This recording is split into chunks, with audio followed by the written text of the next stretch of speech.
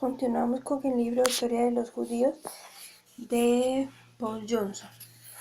En el 162 a.C., Antíoco V, hijo y sucesor de Epífanes, se volvió contra Menelao, el hombre responsable de todas las dificultades y que, de acuerdo con las palabras de Josefo, había persuadido a su padre de que obligase a los judíos a renunciar a su culto tradicional, y lo ejecutó.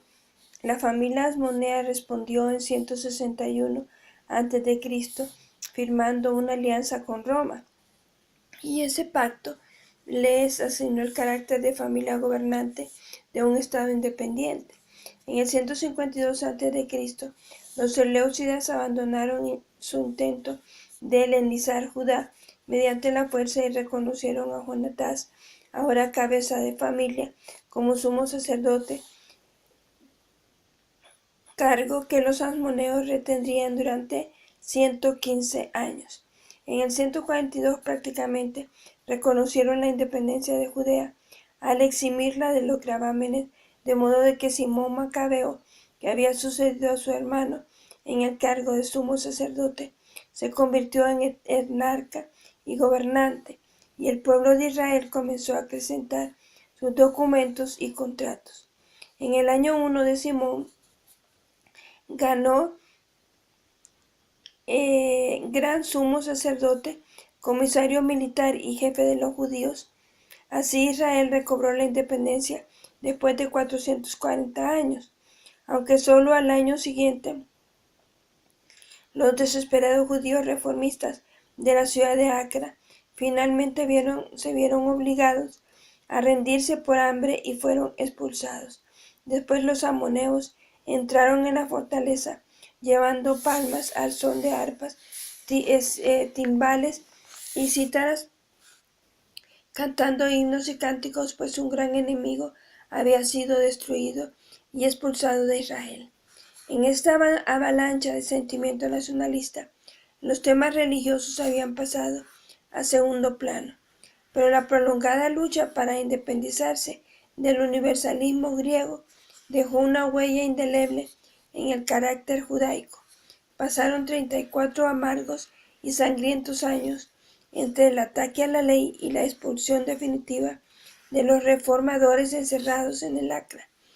El celo y la intención del ataque a la ley provocaron un celo análogo a favor de la ley, estrechando la visión de los líderes judíos y empujándolos todavía más hacia una religión centrada en la Torá. Con su fracaso, los reformadores desacreditaron la idea misma de la reforma, o incluso todo lo que significara una discusión del carácter y la orientación de la religión judía.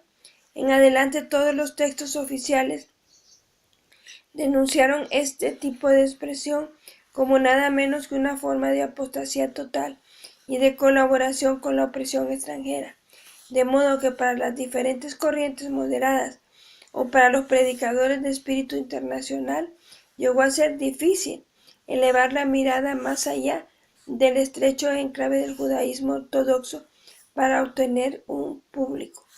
Los asmoneos reflejaron un espíritu profundamente reaccionario en el seno del judaísmo.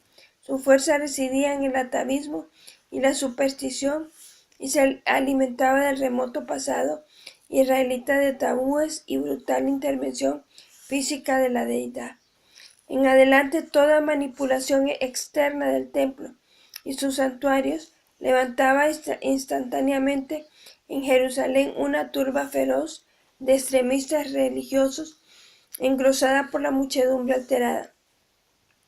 Desde ese momento, la turba se convirtió en parte importante de la escena de Jerusalén e hizo que fuese extremadamente difícil que alguien gobernase la ciudad, y por lo tanto la totalidad de Judea, y esto era válido para los griegos o los helenizantes, los romanos o sus tetrarcas, e incluso para los propios judíos.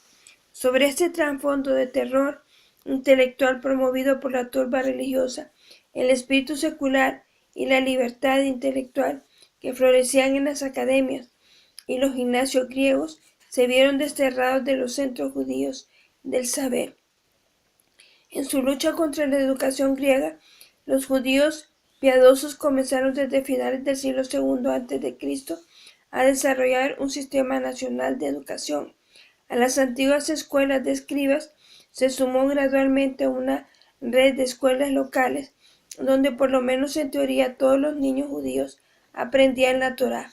Esta novedad tuvo mucha importancia en la difusión y consolidación de la sinagoga, en el nacimiento del fariseísmo como movimiento arraigado en la educación popular y a su tiempo en el ascenso de los rabinos. Que el Señor les bendiga.